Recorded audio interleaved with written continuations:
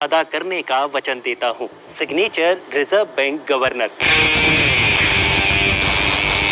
भारत के हर नोट पर कुछ ऐसा ही वचन अंकित होता है, लेकिन कभी आपने सोचा कि इसका मतलब क्या है और क्यों भारत के हर नोट पर रिजर्व बैंक के गवर्नर के सिग्नेचर होते हैं?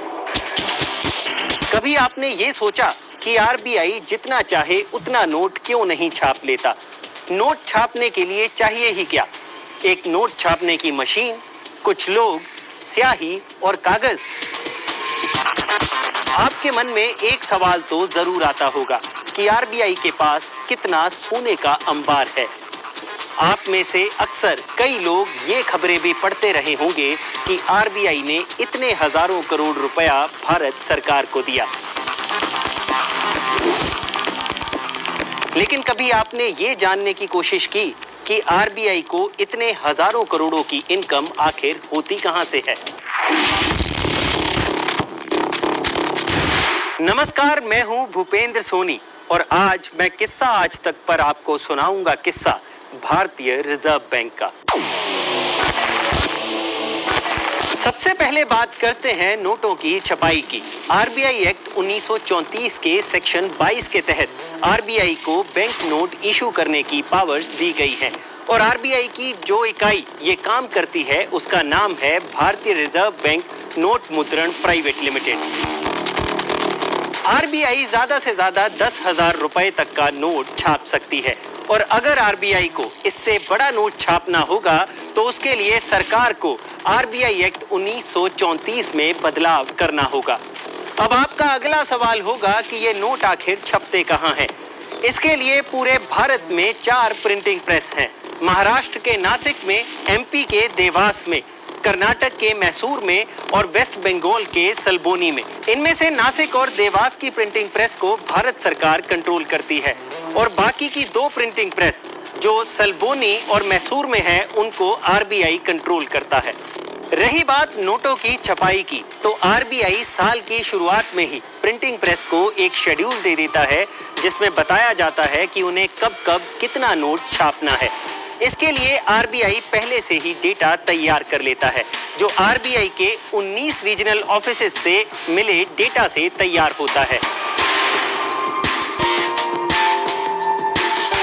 इसके बाद आरबीआई स्टैटिस्टिकल एनालिसिस का सहारा भी लेता है, यानी आरबीआई पहले से ही ये गणना कर लेता है कि कितने नोट सर्कुलेशन में है, कितने नोट पिछले साल नष्ट कर दिए गए, कितने नोट नए छापे जाने हैं और कितने खराब नोटों को इस बार बदला जाना है।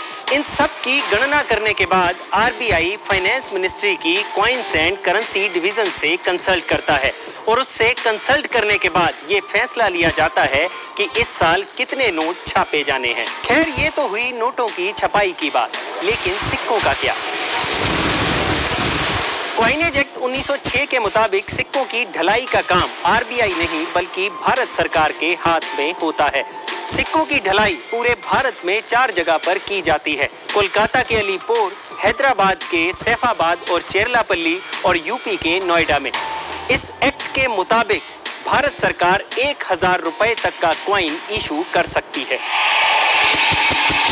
अब अगला अहम सवाल ये है कि अगर आरबीआई और सरकार के पास ये अधिकार है कि वो जितना चाहे उतना नोट छाप सकते हैं, तो क्यों नहीं आरबीआई उतना नोट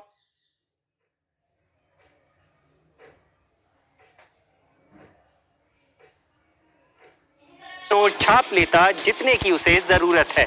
इसके लिए आपको एक बात समझनी होगी कि जो नोट आपके हाथ में है वो महज एक कागज का टुकड़ा है, लेकिन जैसे ही आरबीआई गवर्नर उस पर सिग्नेचर कर देता है, उस कागज के टुकड़े की वैल्यू क्रिएट हो जाती है और इसके साथ ही वो कागज का टुकड़ा आरबीआई के लिए लायबिलिटी बन जाता है। लेकिन सोचने वाली बात ये है कि आरबीआई के पास ऐसा क्या है जिसके बदले में आरबीआई गवर्नर नोट पर प्रॉमिस करता है?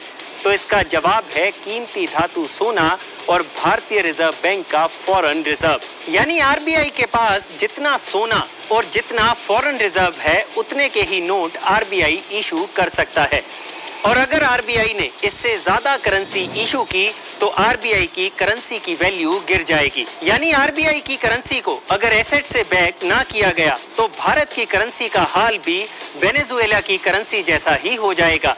वेनेजुएला में 1 लाख रुपए तक के करेंसी नोट हैं, लेकिन उनकी वैल्यू कोड़ियों के भाव है। यही कारण है कि करेंसी की इंटरनल वैल्यू को मेंटेन करने के लिए आरबीआई और सरकार को संतुलन बनाकर चलना होता है।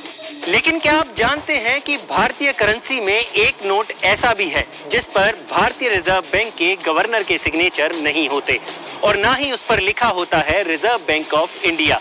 चौंक गए ना? हम बात कर रहे हैं भारत के 1 रुपए के नोट की, जिस पर आरबीआई की जगह लिखा होता है गवर्नमेंट ऑफ इंडिया, क्योंकि इस नोट को छापने का अधिकार आरबीआई नहीं भारत सरकार के हाथ में होता है। इस नोट पर वित्त सचिव यानी फाइनेंस सेक्रेटरी के सिग्नेचर होते हैं।